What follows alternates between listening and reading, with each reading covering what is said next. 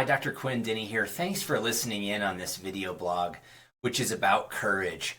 You know, the real hope today is that you can realize that courage is really a head game. You know, it's about emotion, it's about the way we think about things. And, you know, if you've ever thought about courage and you think, well, somebody's just courageous, that's just how they are, there is some research that backs that, you know, kind of a proactive personality dimension where maybe certain individuals tend to be more courageous just by nature. But courage, like emotional intelligence, is something that can be developed. And, you know, my heart here today, I think our heart as ISI here today in this video blog is to just to really talk about what courage is, but most of all to fill you with courage, to encourage you in a sense to let you know that it's possible. You know, it's possible to become more courageous. It's possible to feel less insecure and to feel more secure and more confident. So let's kind of dive in and talk about, you know, how courage is a head game and what it really looks like and how to regulate and kind of create your own courage, maintain your own courage. You know, first of all, it's really important to understand the structure of courage. And for all courage's value, I mean, we tend to esteem courage in society. You know, I don't think anybody raises their hand and says, hey, I want to be known for cowardice. You know, I want to be known for somebody who doesn't take risk or doesn't stand up for what's right or doesn't pursue goals and dreams. I mean, none of us really want that. And, you know, part of courage is mastering the psychological aspects of courage. It's understanding what courage is and then being able to make that practical, purposeful, and personal in your own life. You know, whether at your work or you're, you know, interacting in other relationships outside of work or at clubs or organizations, as you're pursuing the things that you're passionate about, you're going to find some point along the way that's going to challenge your confidence. It's going to cause you to have courage. And so what research shows is there's really three aspects of courage here that we can break down. And if you can understand these aspects, and I'll talk in a moment about the head game of what you can do with these three items or these three mechanisms that research shows are part of courage, you can really begin to increase your courage. And it's something you have to grow. You have to develop those neural pathways. Keep this in mind. Courage breeds courage. So the more we act courageously, the more likely we are to act courageously in the future. And the opposite is also true. You know, if you've ever thought, well, I really need to talk to this person about that, but it's kind of a conflict and it's going to be uncomfortable and I really don't want to. That's an example of foregoing courage. Well, and what happens neurologically is we build these pathways, and the brain is kind of a mechanism of habit. Meaning, if we forego courage or standing up or, you know, doing something that's a little uncomfortable or scary for us, we're likely in that same situation to forego that in the future. And the more we do it, the easier it gets to do it. You know, that's kind of the law of developing habits. And so we want to behave courageously, but, you know, how do we go about igniting that? Maybe you're already a very courageous person.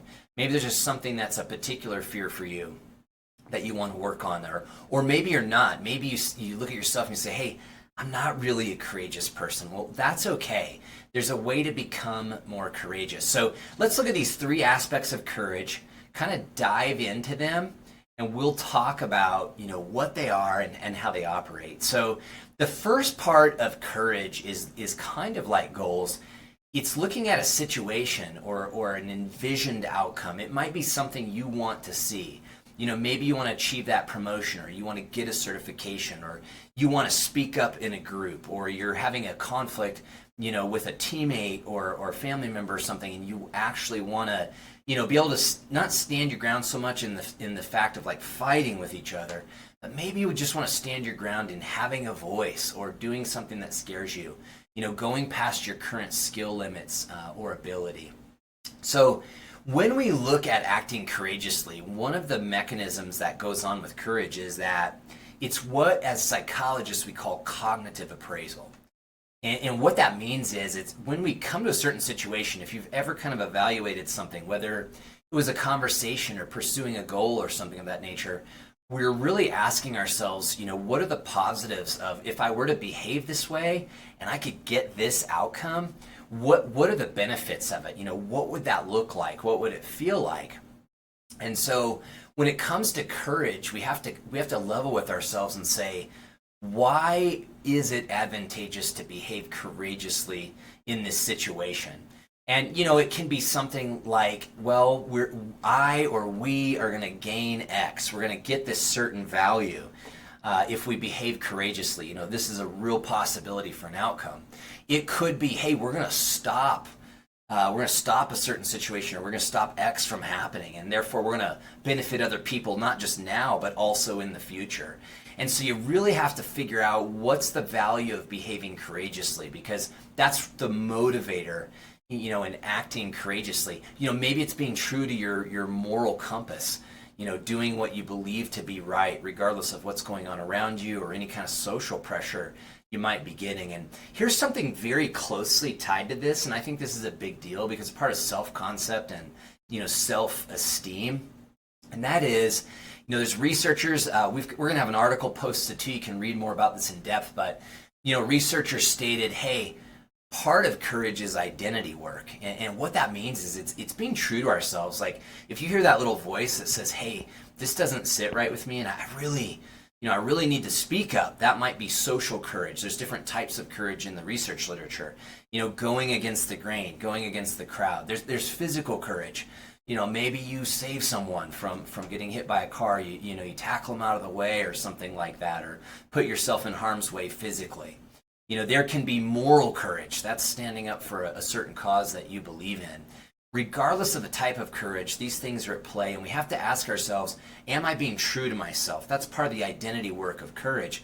A lot of times we might behave courageously just because if we don't, what does it say about us? And where does that take us as a person? So we have to determine the value of behaving courageously. Why should we, in this situation or circumstance, or with this particular thing, behave courageously? So that's kind of our value proposition. What are the benefits, or what's the positive envisioned outcome? Now, very closely related to courage is risk and potentially fear. And the one thing I want to clarify is that, courageousness a lot of times isn't this like massive, glorious gusto that we think about when we watch a lot of movies, maybe action movies or things. A lot of times, courage can be a very private thing. And the one thing that it certainly isn't is recklessness. So if you think about courage, it's not abandonment. It's not being naive. It's not being oblivious to risk.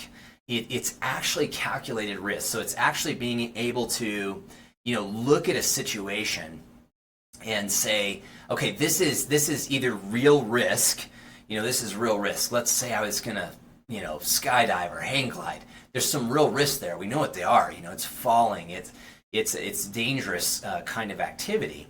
And so it's more high risk. And so it's actually looking at risk fully, facing it head on and saying, this is real risk. Now, there's also what I would call imagined or perceived risk. So for instance, we might envision an outcome like a loss of relationship or a loss of respect or status or, loss of job as part of acting courageously. So courage is really taking into account risk. And the one thing it's also not is being fearless. I think fearlessness can be part of recklessness if we let it be.